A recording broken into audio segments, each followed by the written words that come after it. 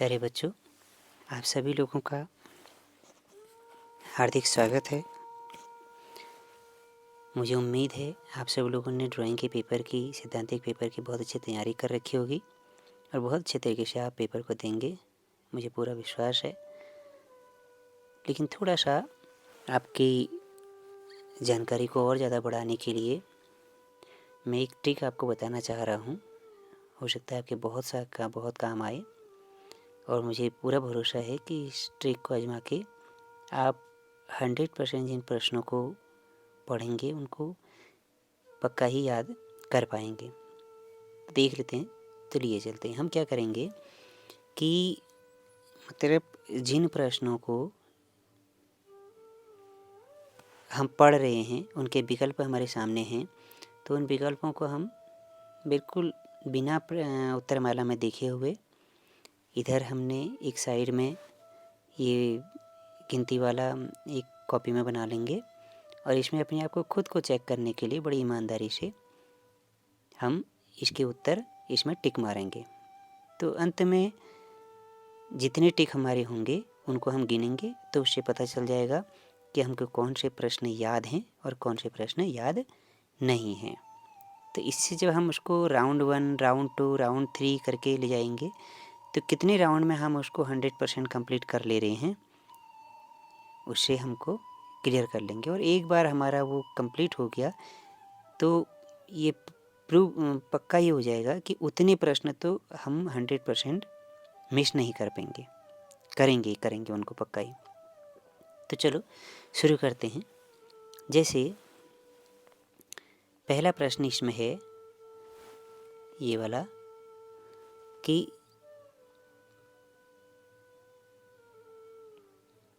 ये वाला प्रश्न है कि किसने कहा कि रेखा एक बिंदु है जो टहलने निकला है। तो पॉल सेजान, पॉल क्ली, पॉल गाउगिन या उपयुक्त में से कोई नहीं। तो मैं आपको रैंडमाइज तरीके से बोल रहा हूँ, आपको जैसे पढ़ा होगा उस तरीके से उत्तर लिखना। तो मुझे लगता है पॉल क्ली का है, तो पहले का बी। तो बी जहाँ पर होगा हम वहाँ पर ऐसे टिक का निशान लगा लेंगे, ऐसे सही का निशान लगा देंगे इसमें। फिर दूसरा प्रश्न आता है कि आकार, ऊंचाई और चौड़ाई के साथ द्विमीय होता है, जबकि रूप ... आयामी होता है। एक आयामी, 3 आयामी, 4 आयामी या बहुआयामी। तो कितने आयामी होता है आप अपने हिसाब से जितना आपने याद किया होगा, तो हम 3 आयामी। तो अब इसमें टिक नहीं लगाएंगे, ये गलती हम नहीं करेंगे कतई, क्योंकि इसमें टिक लगा देंगे तो हमको जब दूसरा राउंड हम करेंगे तो पहले ही टिक लगे होंगे, तो हम उसको नहीं कर पाएंगे, फिर हमारे दिमाग में पहले ही बैठ जाएगा। तो हम टिक मारेंगे किसमें, इसमें। तो ये दूसरे का बी आ गया। फिर तीसरा प्रश्न आता है, तीसरा प्रश्न है ये वाला कि जब हम एक प्राथमिक और एक द्वितीयक रंग मिलाते हैं तो हमें एक ... रंग प्राप्त होता है। कौन सा रंग? पूरक, मोनोक्रोम, गर्म या तृतीयक रंग। तो हम कहते हैं तृतीयक रंग। अब ये गलती बार बार हो जाएगी आपसे भी, तो ऐसा मत करना, इसमें टिक लगाना नहीं है। टिक हमेशा इसमें लगेगा तीसरे का डी, जैसे हम कह रहे हैं, तो तीसरे का डी ये हो जाएगा। फिर चौथे की बात आती है कि प्राथमिक रंग क्या होते हैं। प्राथमिक रंग वो होते हैं जो किन्हीं 2 रंगों को मिलाकर प्राप्त नहीं किए जा सकते हैं, या प्राथमिक रंग वे हैं जो प्राथमिक कक्षाओं में पढ़ाए जाते हैं, या प्राथमिक रंग इंद्रधनुष के रंग हैं, या उपयुक्त सभी। तो क्या है कि प्राथमिक रंग वो होते हैं जो किन्हीं 2 रंगों को मिलाकर प्राप्त नहीं किए जा सकते, यानी कि 4 का ए। तो 4 का ए पर टिक लगा देंगे हम। ऐसे ही फिर 5 का है, रंग के संबंध में तान यानी वैल्यू क्या है। यह एक रंग की ताकत है, यह एक रंग की चमक या नीरसता है, यह रंग के हल्केपन या गहरेपन को दर्शाता है, या उपयुक्त सभी। तो रंग के संबंध में जो तान है यह क्या है कि यह रंग के हल्केपन या गहरेपन को दर्शाता है। तो 5 का सी कर देंगे हम, तो सी पे निशान लगा देंगे।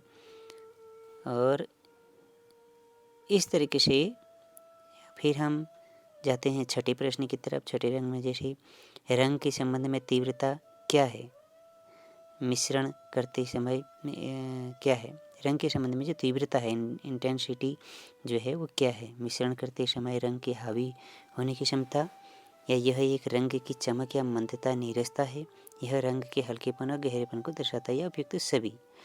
तो इसका सही उत्तर होना चाहिए कि यह एक रंग की चमक या मंदता नीरसता दिखाता है, यानी कि 6 का बी, 6 का बी हम कर देंगे। साथ में है कि डॉट डॉट डॉट और पीला रंग मिलाकर, कौन सा रंग और पीला रंग मिलाकर नारंगी रंग बनता है, जो नीचे रंग के विपरीत है। तो कौन सा रंग मिलाएंगे हम, किस में हम पीला रंग मिलाएंगे कि नारंगी रंग बनेगा, तो लाल रंग। तो यानी कि ये होगा आपका, हम प्रश्न कर रहे हैं 8वां प्रश्न कर रहे हैं ना कौन सा 7वां प्रश्न कर रहे हैं। तो 7वां प्रश्न कर रहे हैं, तो पीले में कौन सा रंग मिलाएंगे कि नारंगी हो जाएगा, तो लाल रंग, यानी कि 7 का बी। 8 में नीला और डॉट डॉट डॉट मिलकर हरा बनाते हैं, जो लाल के विपरीत होता है, यानी कि नीले में क्या रंग मिलेगा जो हरा बनाएगा, तो पीला रंग, तो 8 का ए।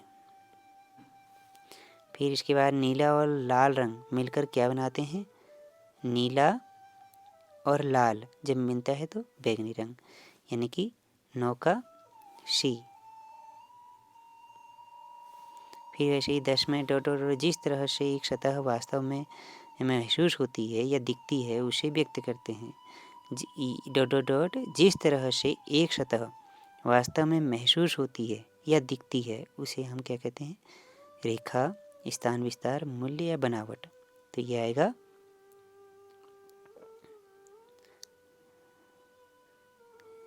इस तरह से एक सतह वास्तव में,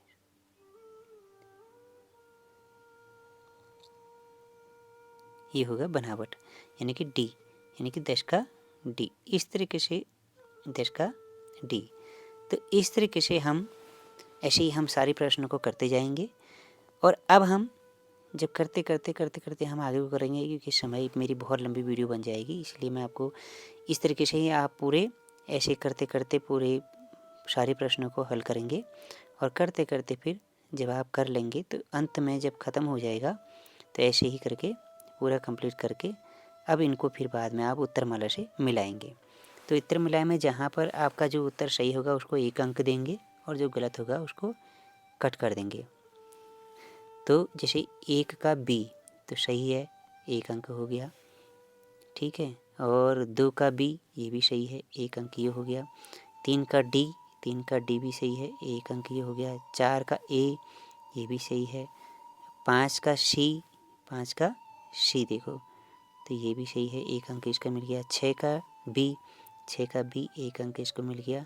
और 7 का बी, 7 का बी तो इसको भी 1 अंक मिल गया। 8 का ए, 8 का ए है तो 8 का ए हो गया, 1 अंक इसको मिल गया। 9 का सी है तो इसको 1 अंक मिल गया। और 10 का डी है तो इसको 1 अंक मिल गया। लेकिन अब ये तो मैंने सब सही वाले कर दिए, लेकिन आप से बहुत गलतियाँ होंगी, क्योंकि एकदम पहली बार पढ़ेंगे या जो भी होगा तो उसको आप जैसे अब इस समय मेरा आया टोटल जैसे कितने हैं, मैंने 10 प्रश्न किए तो 10 में से 10 प्रश्न आ गए मेरे, तो टोटल मेरे 10 नंबर आ गए। लेकिन ऐसा हो सकता है कि आपका 10 ना आए, पहले राउंड में आपके केवल जैसे कोई प्रश्न गलत हो गया तो उसमें हो सकता है कि आपके 8 ही आएँ, 7 ही आएँ, 6 ही आएँ, 5 ही आएँ। तो आप क्या करेंगे, दोबारा इनको सब ये पेंसिल से करेंगे, इनको सब फिर मिटा देंगे, ठीक है। और इधर फिर से आप फिर से राउंड में मारेंगे और बिना इसमें देखे हुए बड़ी ईमानदारी के साथ फिर दोबारा राउंड करेंगे। दोबारा राउंड में जब आप करेंगे तो क्या होगा कि आपने पहले पढ़ रखा है, पहला वाला प्रश्न पढ़ा आपने, उत्तर गलत हो गया। अब आपके दिमाग में वो बात बैठ जाएगी कि हाँ भाई पहले वाले में मैंने ये विकल्प बोला था तो ये गलत हो गया था। अब आपके दिमाग में वो बात रहेगी, तो ऐसे करके आपको 100% वो याद हो जाएगा और दूसरे राउंड में आप उसको सही करेंगे या तीसरे राउंड में करेंगे। तो ऐसे करके आपका एक समय ऐसा आएगा कि जब आप 100 में से 100 प्रश्न पूरे के पूरे 100% कर देंगे। और ये करते ही आपके उतने प्रश्न तो कहीं पर नहीं जाएंगे। इस तरीके से आप अपना मूल्यांकन करेंगे और ऐसे करके आप अपने आप को चेक भी हो जाएगा, पेपर भी हो जाएगा और तैयारी भी हो जाएगी। एक पंथ दो काज हो जाते हैं। तो थैंक यू। और मुझे उम्मीद है आप लोग बहुत बढ़िया तरीके से आगे करेंगे। भविष्य के लिए आपको बहुत बहुत शुभकामनाएं। Good luck. Thank you so much.